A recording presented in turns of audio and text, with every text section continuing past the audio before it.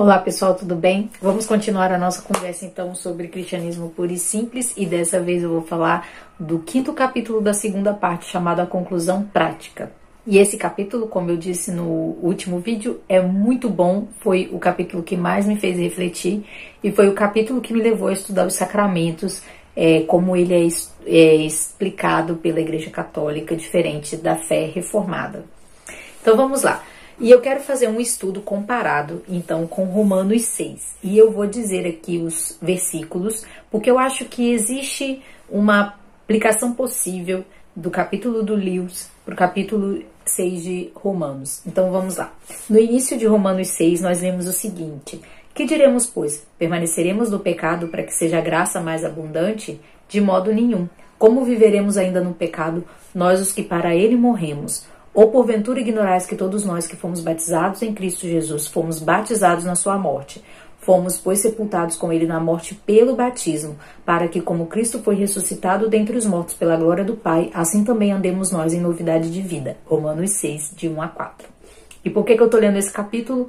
Porque esse capítulo vai falar das consequências do batismo, né? Então Paulo está falando aqui, trazendo o batismo como a causa de nós termos sido sepultados e vivermos também a vida de Cristo.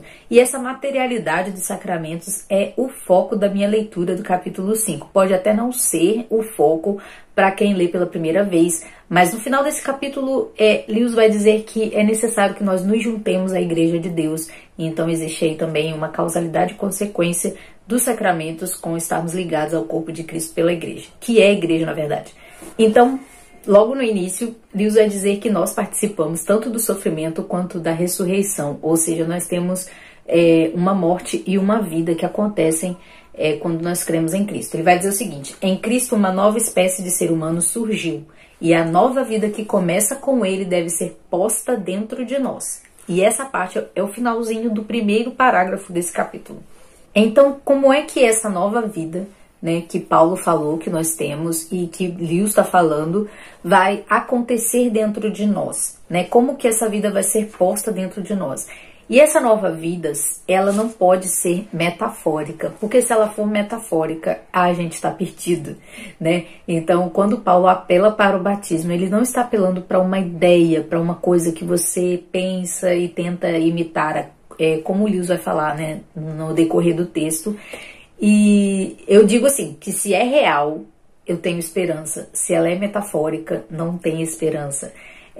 Como que essa vida é colocada dentro de nós? Como que nós podemos ver brotar os frutos dessa nova vida, né? Os frutos psicológicos, comportamentais, etc. É aqui que Lewis, então, vai fazer o segundo parágrafo. Ele vai linkar com a forma que a nossa vida humana foi dada a nós. Ele fala: a forma como a gente recebe vida é uma forma muito esquisita, né? O sexo entre um homem e uma mulher tem a ver com a vida que nós recebemos. E enquanto ninguém explica para a criança não faz ideia de como isso acontece, e quando explica ela fica até um pouco assustada, porque é um modo meio esquisito mesmo. Só que ele fala, Deus foi que inventou isso, foi Deus que quis nos dar a vida dessa forma.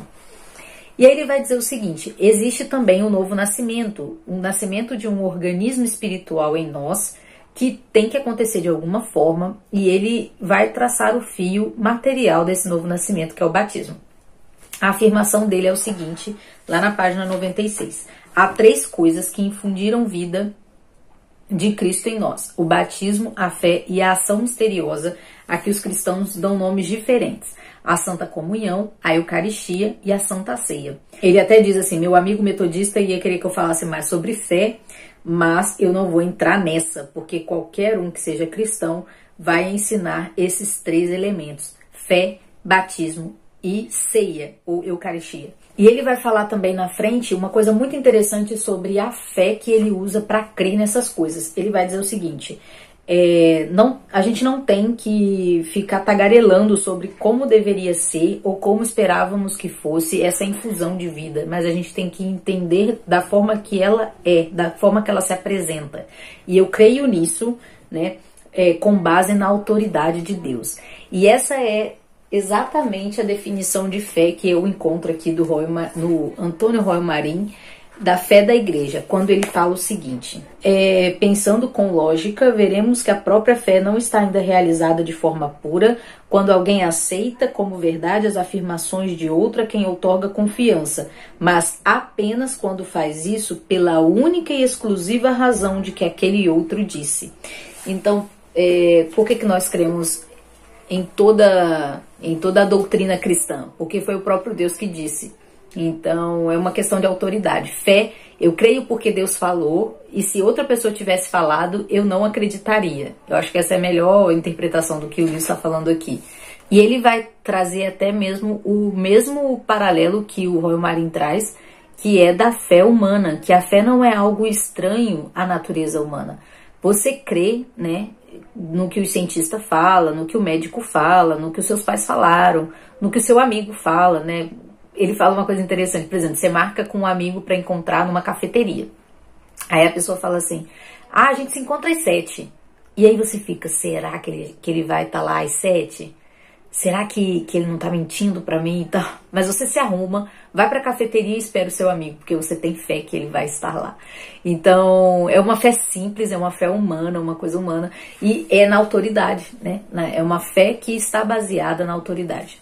E ele fala que se uma pessoa não crê assim, ela tem que se acostumar a não crer em absolutamente nada, né? Nem que o sol existe, ou que a lua, ou que a gente está a tanto de distância do sol e da lua e tal. Ele vai fazendo essas comparações no livro. Depois que ele fala sobre a infusão material da vida pelos sacramentos, ele começa falando sobre isso, ele vai falar da manutenção da vida também. Ele vai dizer o seguinte: nós recebemos vida dos nossos pais e a gente tenta manter essa vida cuidando do nosso corpo. Então a gente toma banho, a gente se alimenta, a gente dorme, a gente toma remédio, a gente tenta curar nossas doenças. E aí é a mesma coisa com a vida que nós recebemos espiritual. Você recebe uma vida espiritual e você tem que mantê-la viva, você tem que cuidar dela. E essa analogia tem tudo a ver, né, com Romanos 6, 12 e 13, que ele diz o seguinte: não reine, portanto, o pecado em vosso corpo mortal, de maneira que obedeçais às suas paixões, nem ofereçais cada um dos seus membros do seu corpo ao pecado como instrumentos de iniquidade, mas oferecei-vos a Deus como ressurreto dentre os mortos, e os vossos membros a Deus como instrumento de justiça. Então ele vai trazer de novo também a questão de sermos ressurretos dentre os mortos, porque ele já explicou antes que nós somos ressurretos na ressurreição de Cristo pelo batismo, e por isso a gente não pode viver como se a gente só tivesse o nosso corpo mortal. Tá, e também tem outra coisa que é a consequência da vida de Cristo em nós, de que nós somos bons, né? Ele vai dizer o seguinte: o cristão acredita que qualquer bem que ele possa fazer venha da vida em Cristo que está dentro dele de verdade. Esse de verdade foi eu que falei.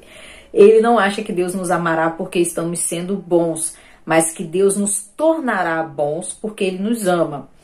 E aí eu faço um outro destaque, que Deus não vai nos considerar bons, Ele vai nos tornar bons, Ele realmente vai nos transformar em novas criaturas. Eu tô tentando dizer isso de forma bem clara, porque essa questão da santidade é uma questão real, é uma questão de fato uma nova vida, novos afetos, um novo coração, e não uma coisa mental, sabe? Não é uma coisa que a gente tenta fazer, é uma coisa que e que a gente precisa cultivar para crescer, como uma sementezinha que cai num bom solo e cresce e dá frutos e tudo mais. E o fato de Cristo estar dentro da gente é de forma tão material que ele vai dizer o seguinte: os cristãos dizem que a vida de Cristo está dentro deles, não se referindo a algo mental ou moral.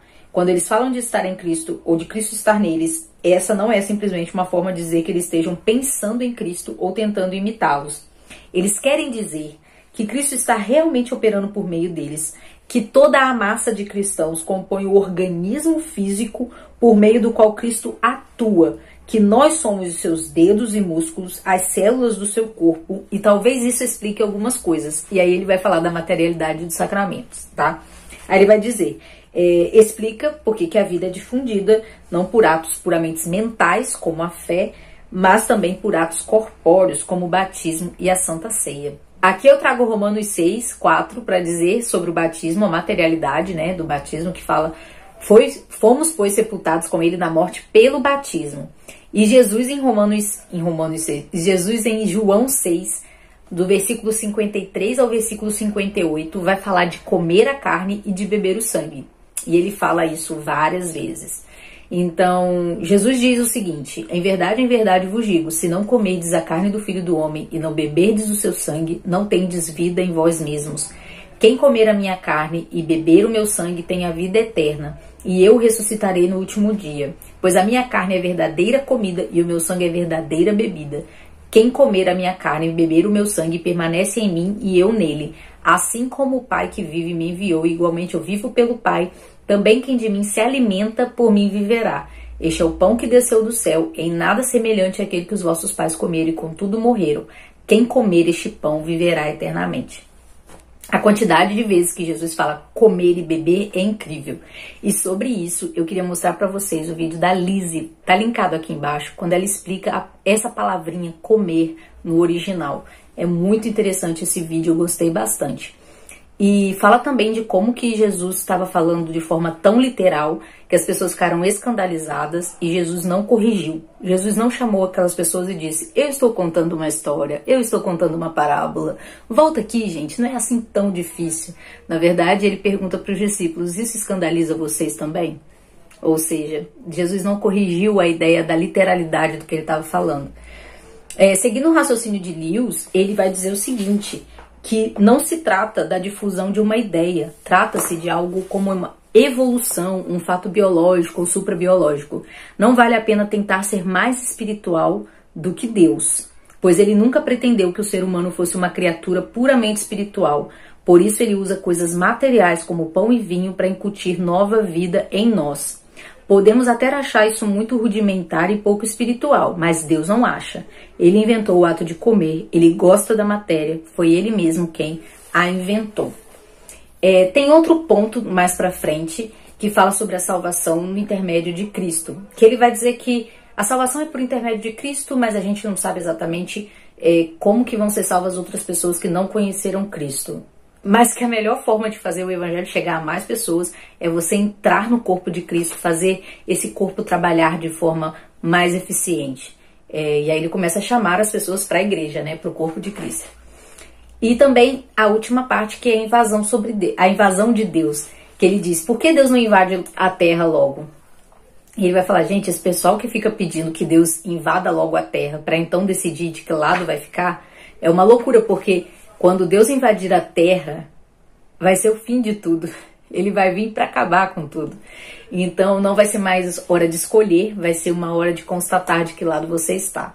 Então no final ele diz: a hora é agora, hoje mesmo, nesse instante, de escolher o lado certo. Deus está se delongando para nos dar essa chance e ela tem prazo de validade, é pegar ou largar. Bem, esse foi o capítulo 5 e foi a partir desse capítulo que eu comecei a estudar sobre os sacramentos. E eu creio hoje nessa materialidade dos sacramentos, não só pelo que Lewis falou, mas por toda a pesquisa que eu fiz sobre patrística, sobre a doutrina católica e sobre como que a negação da materialidade dos sacramentos é, na verdade, gnosticismo. E essa minha pesquisa vai continuar, eu ainda não terminei. Eu quero fundamentar melhor essa questão do gnosticismo, então eu estou estudando Santo Irineu de Leão, que lutou bastante contra, né, o gnosticismo na época dele. É um livro muito antigo e é o 4º volume da Patrística, daquela edição da Paulus. Então, se você quiser, pode começar a ler também, para a gente ler junto. E se você quiser discutir sobre isso, eu estou no Instagram, no canal Intervalo Literário, e também no Telegram, que você pode entrar mandando um e-mail para canalintervaloliterário@gmail.com e a gente conversa mais sobre isso. Deixe o seu comentário, o seu like, me diga se você gostou ou não desse capítulo do Lewis e o que você acha sobre os sacramentos. Um abraço e até mais.